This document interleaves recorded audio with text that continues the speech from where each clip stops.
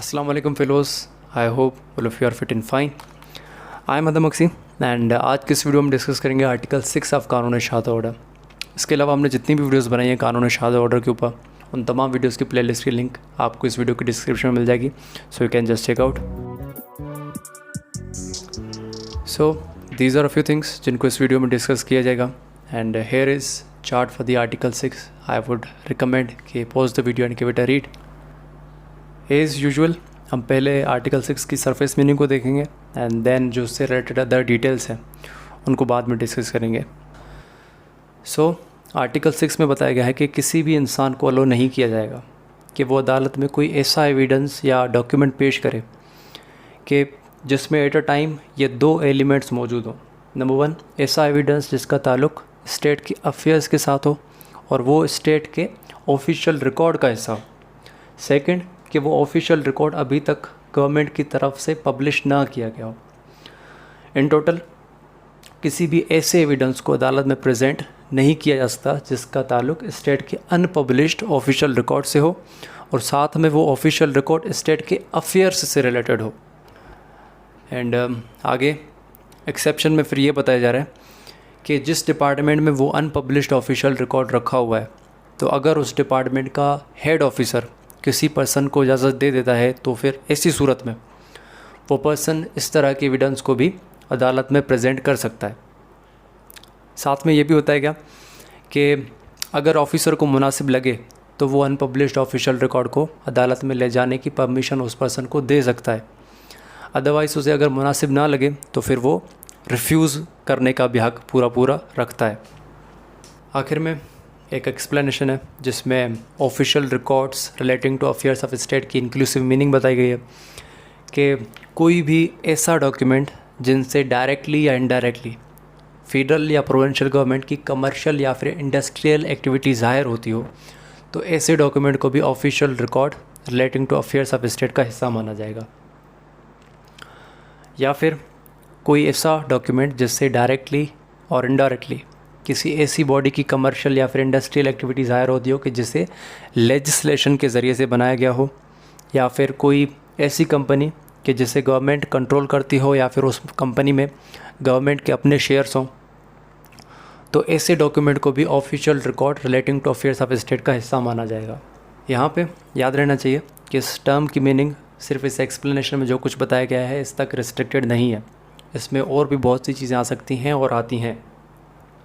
Reason because कि यहाँ पे लफ्ज़ इंक्लूड यूज़ किया गया है।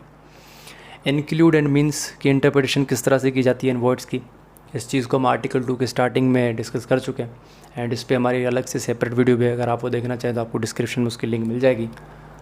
अभी इस आर्टिकल से रिलेटेड कुछ ज़रूरी डिटेल्स देखते हैं एंड यहाँ पे जो लफ्ज़ यूज़ हुए हैं इनकी डीप मीनिंग देखते हैं ताकि कोई कन्फ्यूजन ना रह जाए। तो सबसे पहले ये जो लफ्ज़ एविडेंस, इसकी मीनिंग सिर्फ और सिर्फ डॉक्यूमेंट तक ही लिमिटेड नहीं है।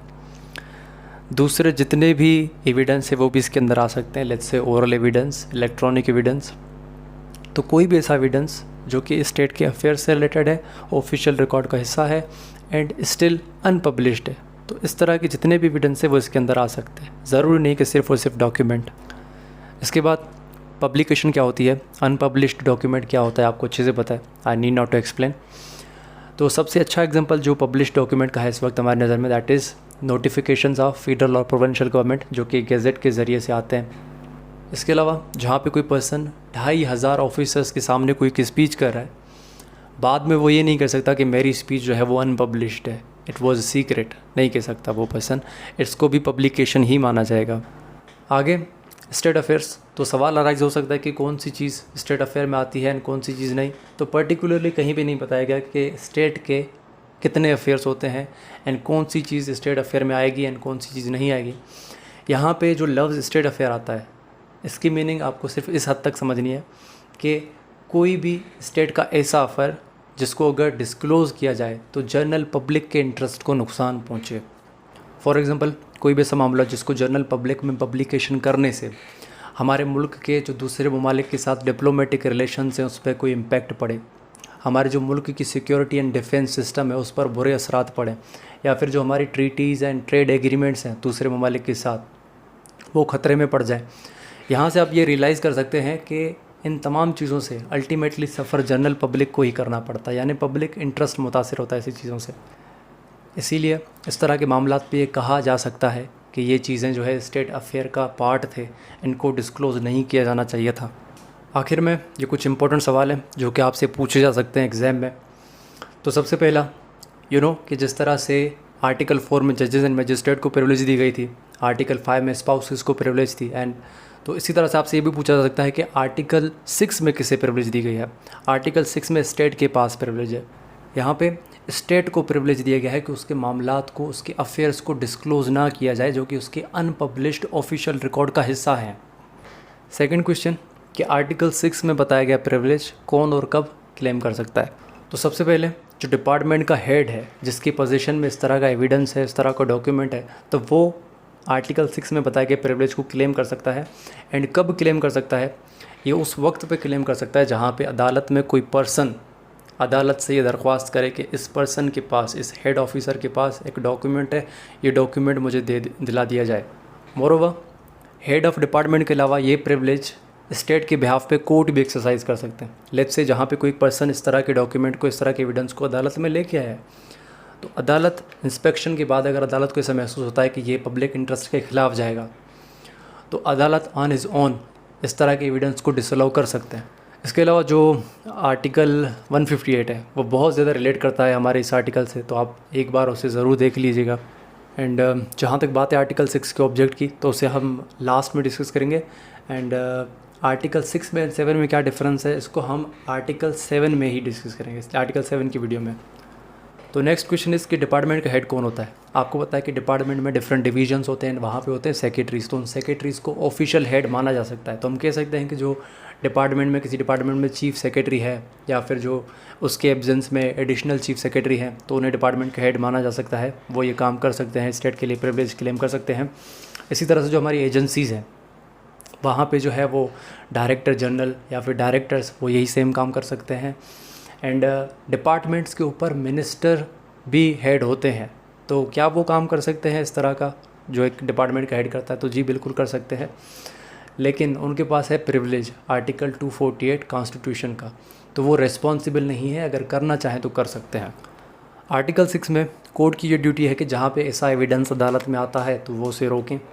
एंड हेड ऑफ डिपार्टमेंट की ये ड्यूटी है कि वो अदालत को सेटिस्फाई करे, अदालत को जो है वो साउंड रीज़न्स दें कि अगर इस तरह का डॉक्यूमेंट डिस्क्लोज़ हुआ तो पब्लिक इंटरेस्ट को नुकसान होगा।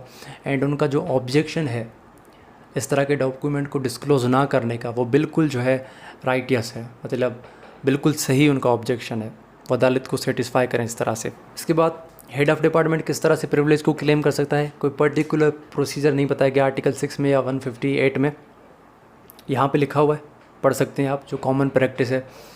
अगर आपको कोई कन्फ्यूजन रहे तो आप कमेंट सेक्शन में पूछ लीजिएगा मुझसे, आई आंसर। अगला सवाल यह है कि क्या कोर्ट खुद इस तरह के डॉक्यूमेंट को या फिर उसके कंटेंट्स को देख सकते हैं या नहीं, for determining whether the privilege of article 6 applies on it और नॉट। तो इसका जवाब है, जहाँ पे अदालत को इतना पता चल जाए कि ये स्टेट के अफेयर्स के साथ रिलेटेड है, तो वहाँ पे जज इस तरह के डॉक्यूमेंट को नहीं देख सकते। दूसरा सवाल यहीं पे ये पैदा होता है, तो जज इंस्पेक्ट कैसे करेंगे बगैर देखे? तो इसके लिए पैरेलल या फिर कोलैटरल एविडेंसेस तलब कर सकते हैं। अगर हम बात करें आर्टिकल 6 के ऑब्जेक्ट का, तो इसका ऑब्जेक्ट बड़ा सिंपल एंड क्लियर है कि स्टेट के सीक्रेट्स को सीक्रेट रखना। अगर स्टेट के सीक्रेट्स सीक्रेट रहेंगे तो स्टेट के इंटरेस्ट्स जो है वो प्रोटेक्टेड रहेंगे। एंड जहाँ पे स्टेट के इंटरेस्ट प्रोटेक्टेड हैं, तो आप ये समझ सकते हैं कि पब्लिक के इंटरेस्ट प्रोटेक्टेड रहेंगे, क्योंकि स्टेट के इंटरेस्ट के साथ पब्लिक का इंटरेस्ट जुड़ा हुआ है। स्टेट के इंटरेस्ट को नुकसान पहुंचेगा, पब्लिक के इंटरेस्ट, नेशन के इंटरेस्ट को नुकसान पहुंचेगा। अगर इस आर्टिकल को हम थोड़ा क्लोजली देखें तो इसका ऑब्जेक्ट ये क्लियरली कहता है कि जहाँ पे एक इंडिविजुअल के इंटरेस्ट की बात है, तो वहाँ पे हम पूरे पब्लिक, पूरे नेशन के इंटरेस्ट को कुर्बान नहीं कर सकते, बल्कि उस इंडिविजुअल के इंटरेस्ट को कुर्बान करना ज़्यादा बेहतर समझा जाएगा। आखिरी सवाल कि इस आर्टिकल की बेसिस क्या है, तो आप कह सकते हो कि ये लैटिन मैक्सिम सोलिस पॉपुलिस सुप्रीमा लेक्स एस्टो, यानी वेलफेयर और good of people is supreme law, या फिर आप ये भी कह सकते हो कि ये जो आर्टिकल है it is based on public policy. इसके अलावा आपको ये याद रहना चाहिए कि जिस तरह से आर्टिकल 6 का प्रिविलेज सिविल केसेस में बहुत अच्छी तरह से अप्लाई होता है, ज़रूरी नहीं है कि क्रिमिनल केसेस में भी इसी तरह से अप्लाई होता हो। फॉर एग्जांपल कोई एक ऐसा केस है जहाँ पे अक्यूज़ड के पास दूसरा कोई ऑप्शन ही नहीं है जिससे वो अपनी इनोसेंस को साबित कर सके, एंड उसके इनोसेंस को साबित करने के लिए इस तरह का एविडेंस रिक्वायर्ड है। तो ये देखा गया है कि कोर्ट्स ने स्टेट के प्रिविलेज को भी कॉम्प्रोमाइज़ किया है इस तरह की सिचुएशंस में। I hope guys I have assisted you little bit in doing your work. अभी भी अगर कोई क्वेरी है तो आप कमेंट सेक्शन में पूछ सकते हैं। Thank you so much, have a nice day.